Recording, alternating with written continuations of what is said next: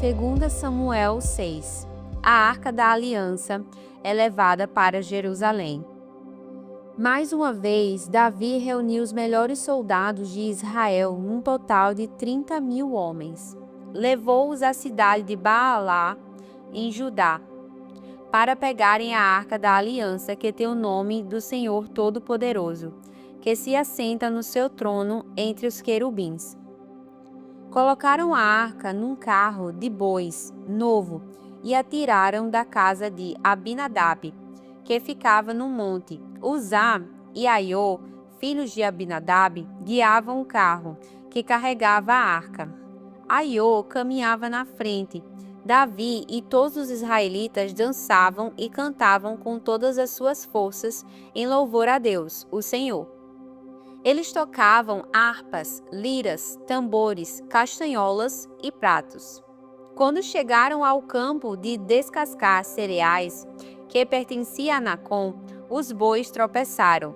Então Uzá estendeu a mão e segurou a Arca da Aliança. O Senhor Deus ficou irado com Uzá, por sua falta de respeito, e o matou. E Uzá morreu ali, ao lado da arca.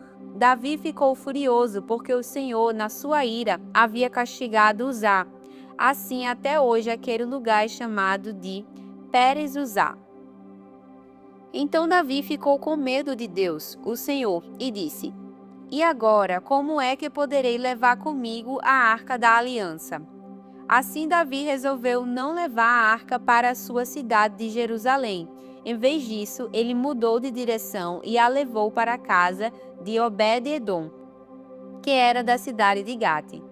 A Arca da Aliança ficou ali 3 meses, e o Senhor abençoou Obed-edom e a sua família. O rei Davi soube que, por causa da arca, o Senhor havia abençoado a família de Obed-edom e tudo o que ele tinha. Então tirou a arca da casa de Obed-edom e, com uma grande festa, a levou para a cidade de Davi. Depois que os homens que carregavam a arca deram 6 passos, Davi ofereceu a Deus em sacrifício um touro e um bezerro gordo. Davi, vestindo um manto sacerdotal de linho, dançou com todo o entusiasmo em louvor a Deus, o Senhor. E assim ele e todos os israelitas levaram a Arca da Aliança para Jerusalém, com gritos de alegria e sons de trombetas. Quando a arca estava entrando na cidade, Mical, filha de Saul, olhou pela janela, viu o rei Davi pulando e dançando em louvor ao Senhor. Então sentiu por ele um profundo desprezo. Levaram a arca e a colocaram no seu lugar, na barraca que Davi tinha preparado para ela. Então ele ofereceu a Deus, o Senhor, sacrifícios que foram completamente queimados e ofertas de paz. Quando acabou de oferecer os sacrifícios e as ofertas, Davi abençoou o povo em nome do Senhor Todo-Poderoso. Depois deu a cada homem e a cada mulher de Israel um pão, um pedaço de carne assada e passas. Em seguida, todos foram para casa. Davi voltou para casa a fim de estar com a sua família, e Mical, filha de Saul, saiu para encontrá-lo. Ela disse: Que bela figura fez hoje o rei de Israel. Parecia um sem-vergonha, mostrando o corpo para as empregadas e os seus funcionários.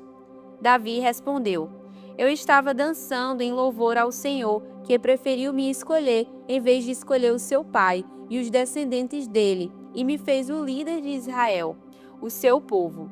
Pois eu continuarei a dançar em louvor ao Senhor e me humilharei ainda mais diante dele. Você pode pensar que eu não sou nada, mas aquelas moças de quem você falou vão me dar muito valor. E Mical, filha de Saul, nunca teve filhos. Daniel 3. A estátua de ouro. O rei Nabucodonosor mandou fazer uma estátua que media 27 metros de altura por 2,70 metros de largura, e ordenou que a pusessem na planície de Durá, na província da Babilônia. Depois ordenou que todos os governadores regionais, os prefeitos, os governadores das províncias, os juízes, os tesoureiros, os magistrados, os conselheiros e todas as outras autoridades viessem à cerimônia de inauguração da estátua. Todos eles vieram e ficaram de pé em frente da estátua para a cerimônia de inauguração. Aí, o encarregado de anunciar o começo da cerimônia disse em voz alta: povos de todas as nações, raças e línguas, quando ouvirem o som das trombetas, das flautas, das cítaras, das liras, das harpas e dos outros instrumentos musicais, ajoelhem-se todos e adorem a estátua de ouro que o rei Nabucodonosor mandou fazer.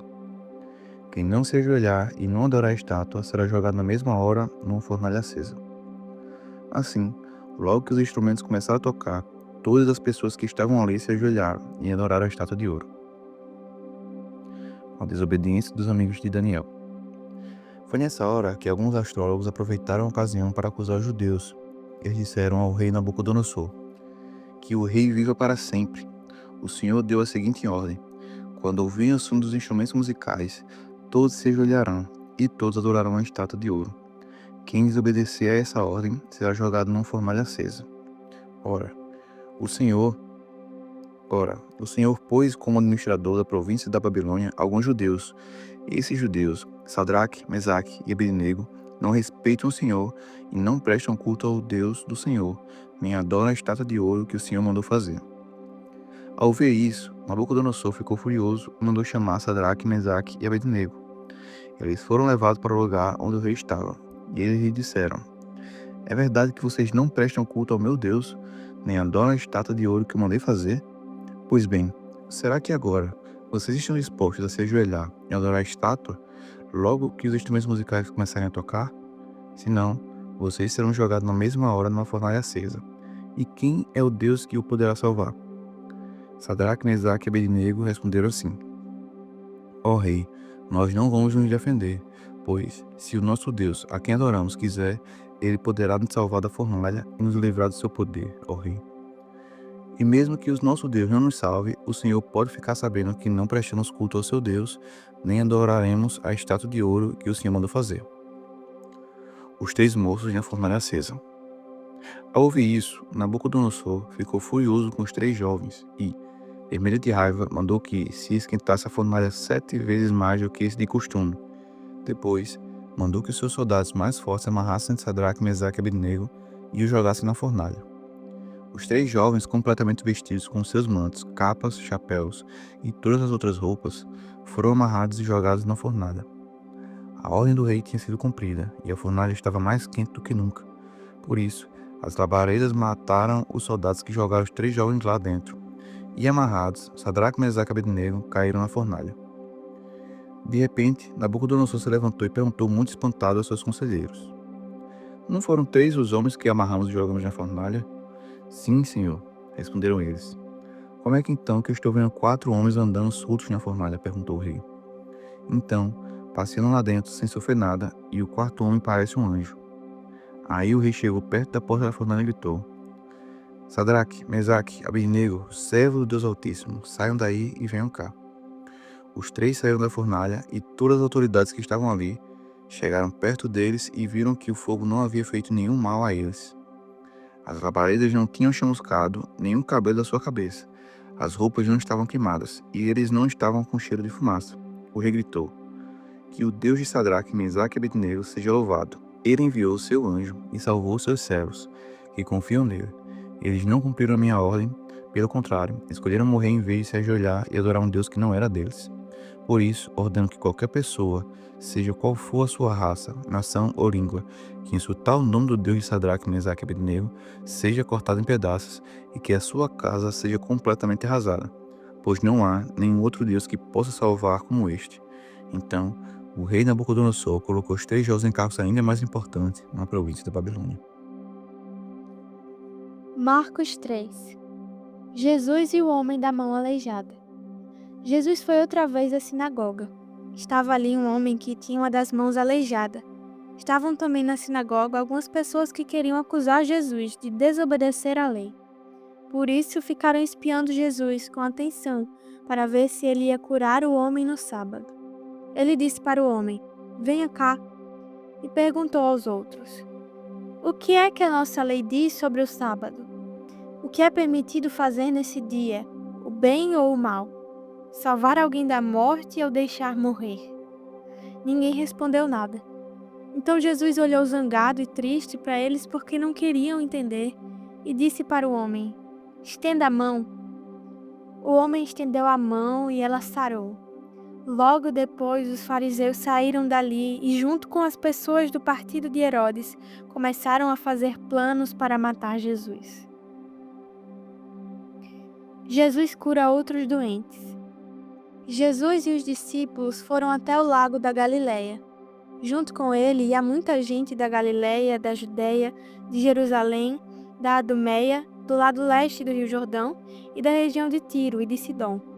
Todos iam ao encontro de Jesus porque ouviam falar a respeito das coisas que ele fazia.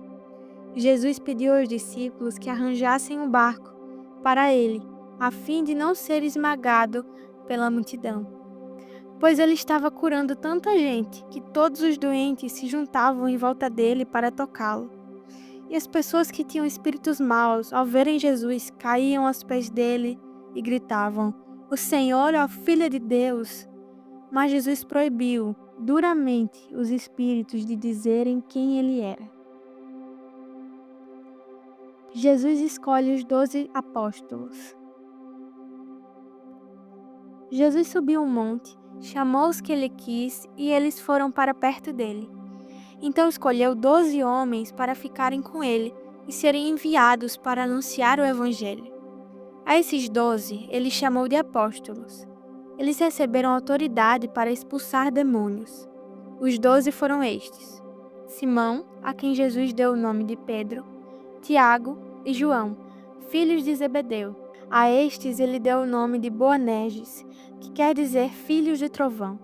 André, Filipe, Bartolomeu, Mateus, Tomé, Tiago, filho de Alfeu, Tadeu, Simão, o nacionalista, e Judas Iscariotes, que traiu Jesus.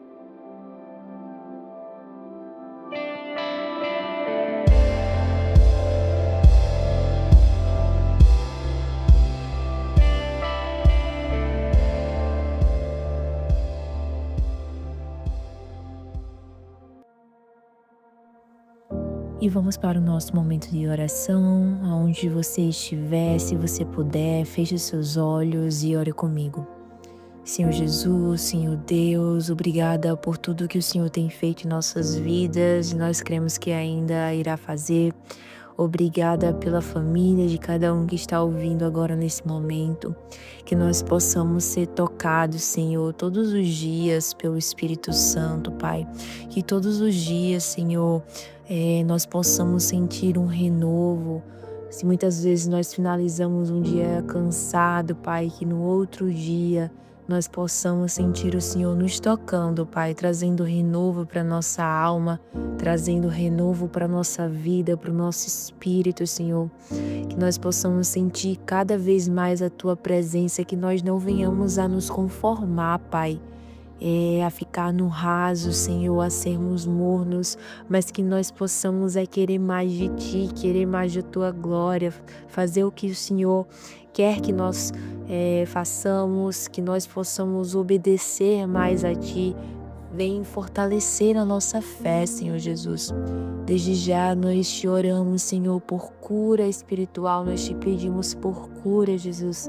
Cura emocional, vem curando as nossas emoções, vem curando a ansiedade, depressão, vem trazendo cura para nossa alma, Senhor. Vem acalmando, Senhor, tempestades da nossa vida, Senhor. É assim que nós te pedimos, nós também te agradecemos pela tua salvação, por mais um dia. E é assim que nós te oramos, em nome de Jesus. Amém.